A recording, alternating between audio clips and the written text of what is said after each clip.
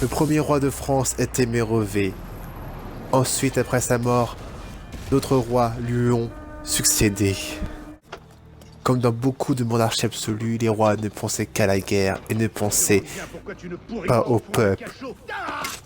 Ces guerres étaient soit des guerres de religion, soit des guerres défensives pour protéger le royaume, ou des guerres pour l'agrandir.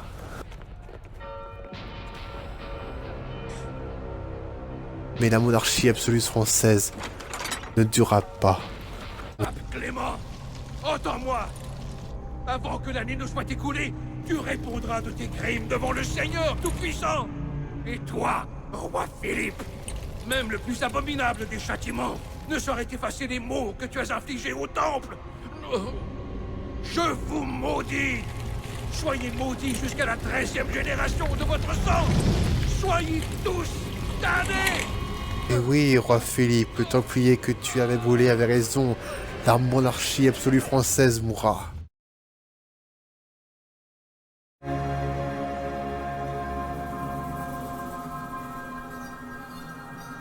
À Versailles, des petits groupements de personnes se sont mis à se rassembler.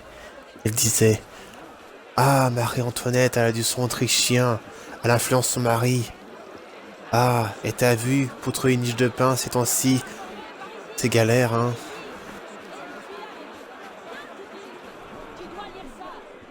Et les marchands se sont mis à faire pareil, à se regrouper.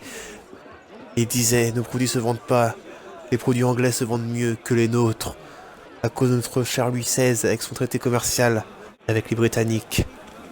Comment tout faire pour nourrir notre femme et nos enfants? On n'aurait même pas gagné notre vie. »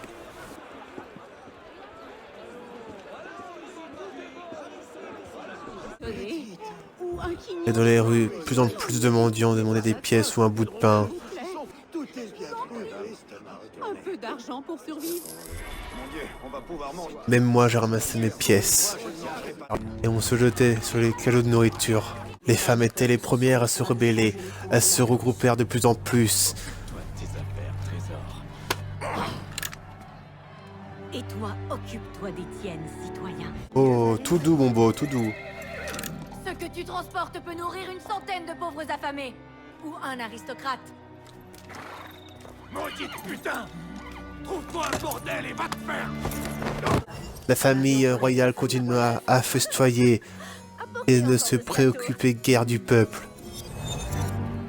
Allons dire à la famille royale que nos enfants aussi doivent manger. Pain, du pain, du pain, du pain, du pain, du pain, du pain, du pain, du pain, du... Et très vite, les maris des femmes rejoignirent leurs dames. Les soldats du roi tirent en l'air pour effrayer la foule. « Au revoir le roi, laisse-nous passer !» Tandis que Louis XVI tenta de masquer les difficultés du royaume. Des retranchements considérables. Enfin. Vous me présenterez encore. Je ferai mettre sous vos yeux la situation exacte des finances.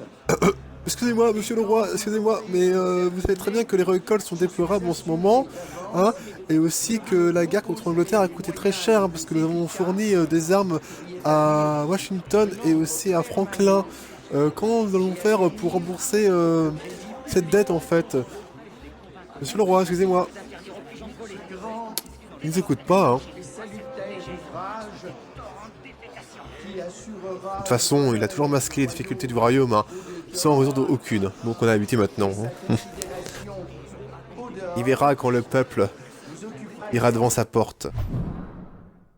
Louis XVI rejeta la demande des femmes à Versailles. Mais cependant, les nobles continuaient de danser, mais avec un soupçon.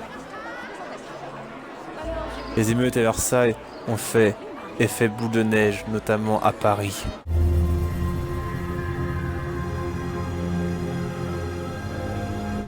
Le peuple de Paris se regroupèrent devant les bâtiments des nobles. Ils hurlaient.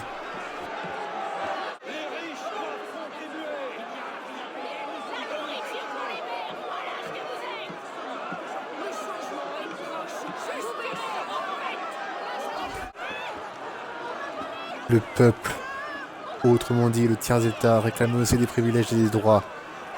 Pourquoi les nobles, pourquoi l'Église ont des privilèges et pas nous? Ceci est inadmissible. Quelques personnes brûlent des livres de l'Église pour montrer leur colère. Le peuple, que Louis XVI appela les émeutiers, décida de se regrouper aussi devant les bâtiments d'église.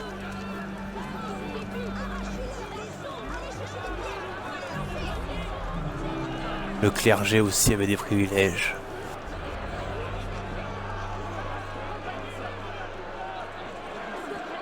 Louis XVI disa « Envoyez les gardes, ça va les calmer. »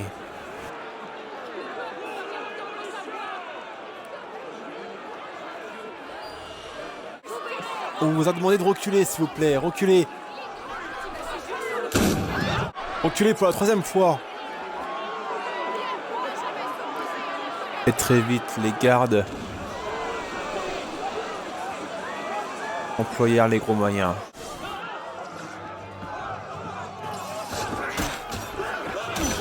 Et les citoyens aussi.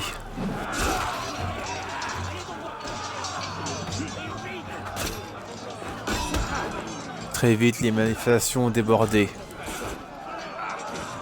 Et les premiers meurtres se faisaient entendre.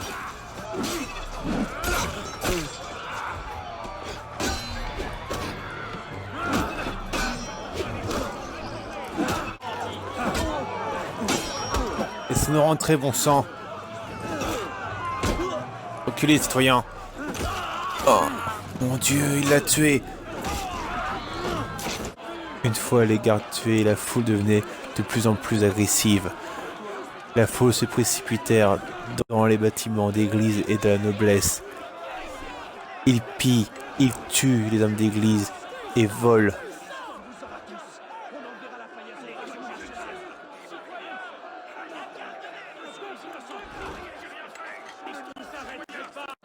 Et de même pour les bourgeois. La foule alla même jusqu'à piller le tombeau des rois morts à la basilique de Saint-Denis.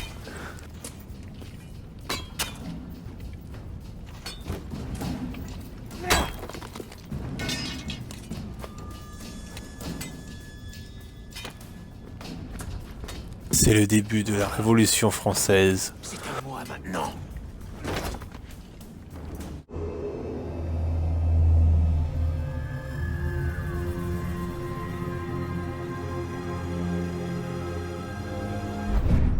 On tue les prisonniers ici!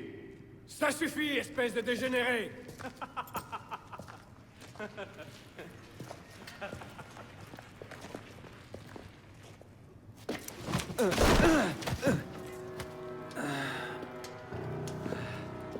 Où suis-je?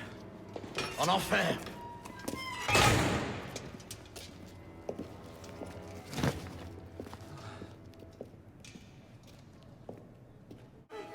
Quelle barbarie! Ce sang! Tout ce sang!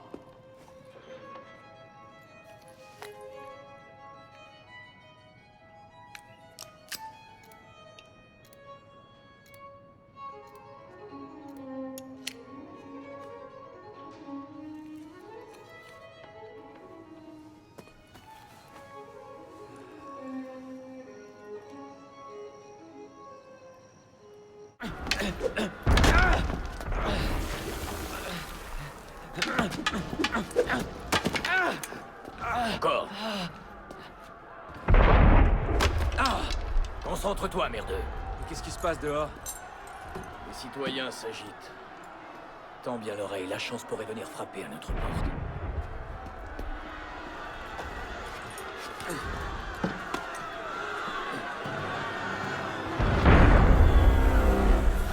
C'était un coup de canon. Parfois la chance frappe en faisant exactement le même bruit. Protégez les prisonniers. Fais comme moi. Bellec, la porte est ouverte. Quelle aubaine pour les prisonniers de la Bastille.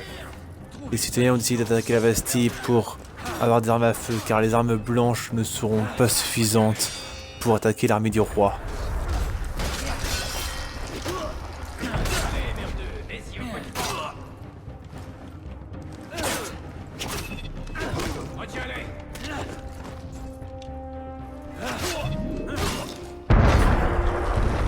Quand tu voudras. Dis-moi que tu plaisantes.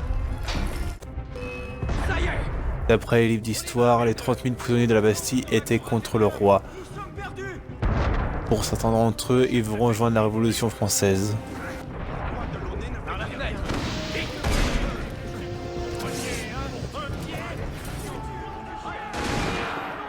Vite. Pendant que la foule les occupe.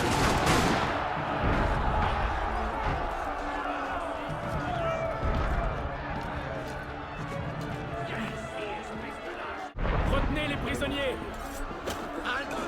Arrêtez les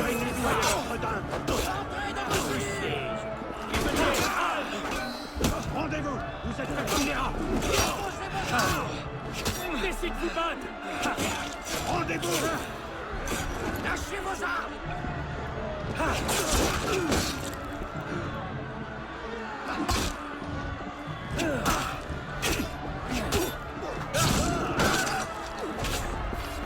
Éloigne-toi du rebord.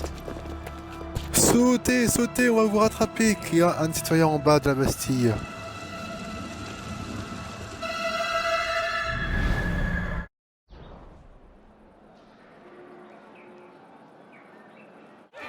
Louis XVI, voyant la foule de plus en plus furax contre lui, il décida de contacter la Convention nationale, qui est alors dirigée par Robespierre et Danton, et bien d'autres.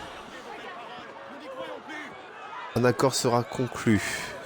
Louis XVI accepta d'être le monarque constitutionnel pour l'instant, mais cela ne plaît pas à la foule. La foule réclame que la monarchie absolue divine disparaisse de la France. Louis XVI fut exclu de Versailles et envoyé au palais des Tuileries. Des meurtres se font encore devant le palais des Tuileries. La garde qui protège le roi se font souvent massacrer.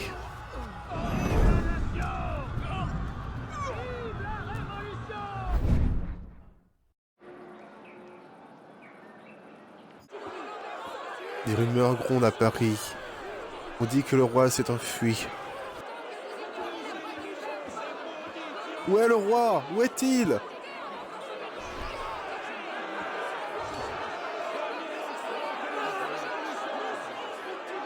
Les citoyens décident d'attaquer les palais des Tuileries.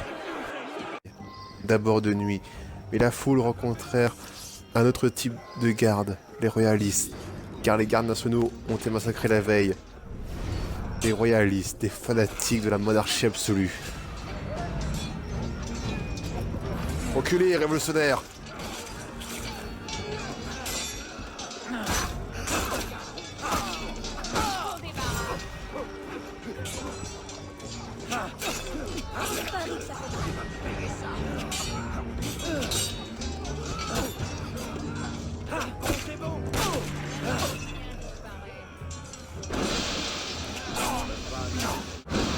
La foule aurait mis 2 jours pour prendre le palais des Tuileries d'assaut.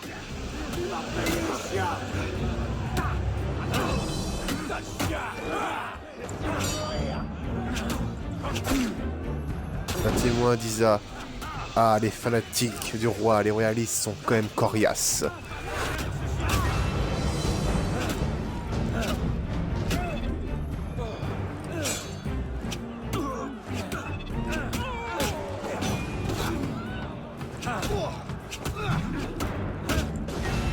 Effectivement, Louis XVI s'est bien enfui. Il est en route pour l'Est, vers l'Autriche. Il a aperçu à Varennes dans un bar. Et oui, Louis XVI, ta propre monnaie t'a trahi. Il est ramené de suite à Paris, aux Tuileries, avec une garde plus renforcée.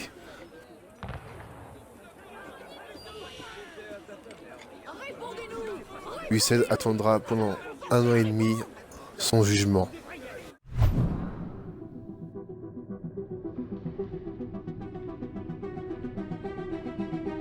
Les deux pères fondateurs de la Révolution française, Robespierre et Danton, décident d'attaquer l'Autriche, car ils pensaient que ça allait exporter les problèmes des Français en Autriche. En plus, Marie-Antoinette avait du sang autrichien, mais il s'avère que la métro autrichienne s'avère plus forte que prévu. Ils arrivent à prendre Verdun. À Paris, les Parisiens s'inquiètent. Prenez leurs armes. Que personne ne bouge.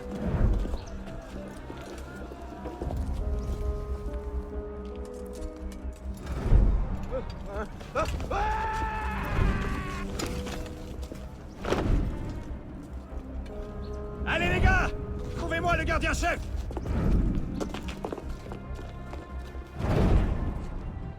Mais des espions autrichiens arrivent à s'infiltrer à Paris et s'emparent des plans de défense de la ville de Paris. Si l'armée autrichienne arrive à transmettre ses plans à l'Autriche, ça sera la fin de la Révolution française.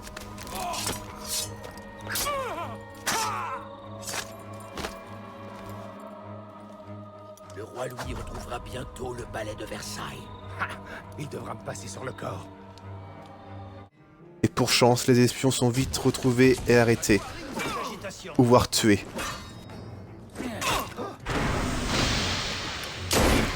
La phrase des Autrichiens était très simple et très claire. Louis XVI retrouvera bientôt le palais de Versailles. Ça sera difficile les gars, si vous mourrez, il y a peu de chances qu'il retrouve son trône, le pauvre Louis Capet.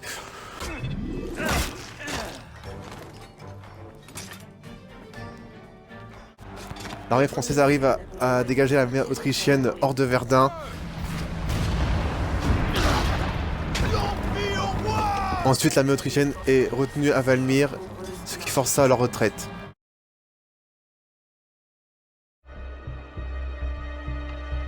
Après le retrait des troupes autrichiennes, la terreur continue et sévit dans toutes les villes de France et dans les provinces. Les règlements de compte se font dans les rues. Les royalistes contre les révolutionnaires. Et parfois dans des lieux sacrés ou discrets. J'ai décidé, mon enfant, d'entendre votre confession. Merci, mon père. Comme je vous protège sur Terre, puissiez-vous me protéger dans l'au-delà.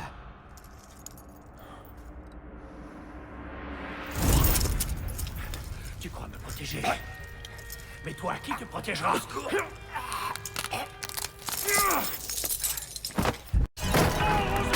Le pire était parfois la nuit. D'après un témoin, il venait chez nous troncher la tête.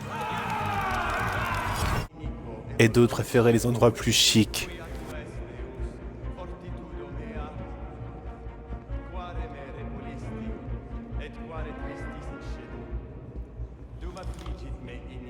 Entre, mon fils, entre. Dis-moi, quels sont tes péchés, mon enfant? Quelle est notre part?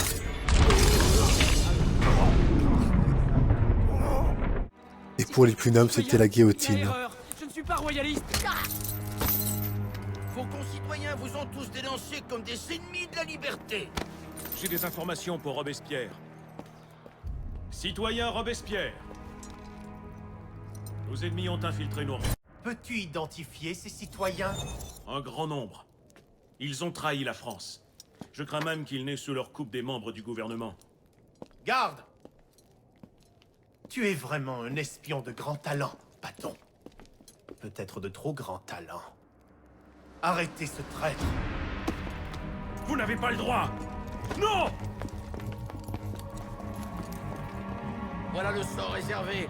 Des milliers de personnes ont salué Madame Guillotine.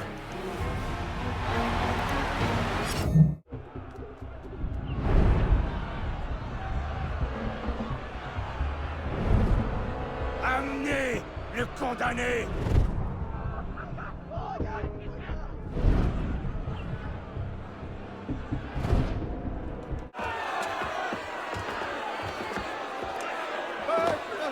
Je meurs innocent.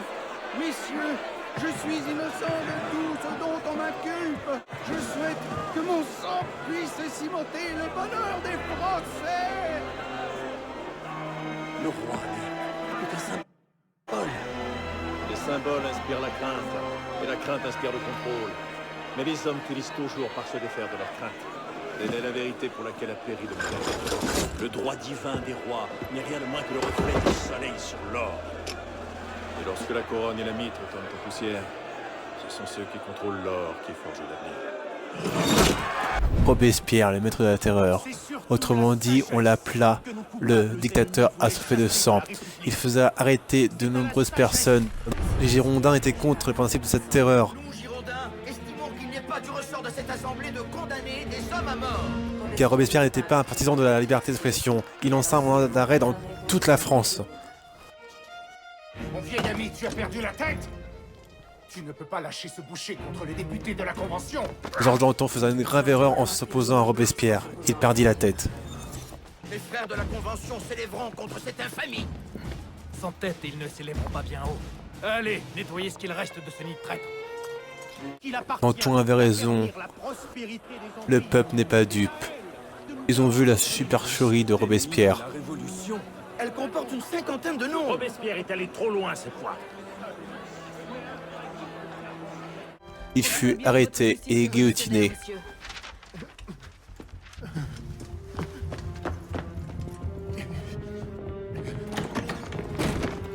Emparez-vous de lui.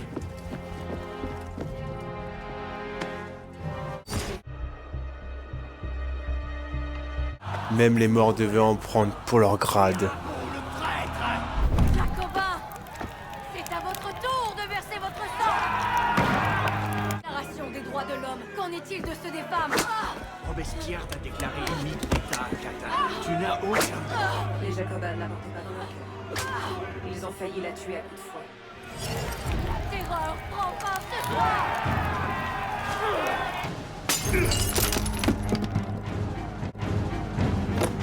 Gardez la dernière balle pour vous et tâchez de mieux viser que Robespierre. C'est tout ce qu'il reste des Jacobins, le parti radical qui a soutenu la terreur. La semaine a été dure. Maximilien Robespierre, le fils des Jacobins, est mort. Le tunnel est prêt. Les Jacobins se préparent pour leur parcours de l'honneur. Ils comptent fuir Paris.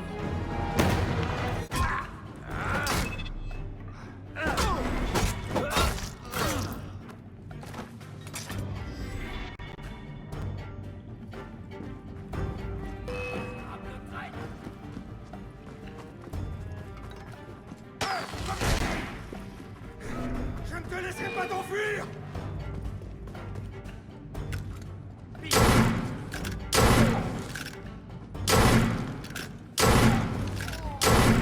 Très bien, vous les avez liquidés. Maintenant, quittez ces égouts. Et ce fut la fin de la Révolution française. Nos ancêtres sont battus pour avoir cette liberté qu'on a aujourd'hui et ces droits de l'homme. Mais la France va connaître un nouveau gouvernement, celui de Napoléon Bonaparte, plus exactement un empire. Mais Napoléon Bonaparte était un redoutable révolutionnaire. Il conservera cette idéologie que nos ancêtres ont réussi à gagner. Mais les actes de Napoléon resteront toujours discutables.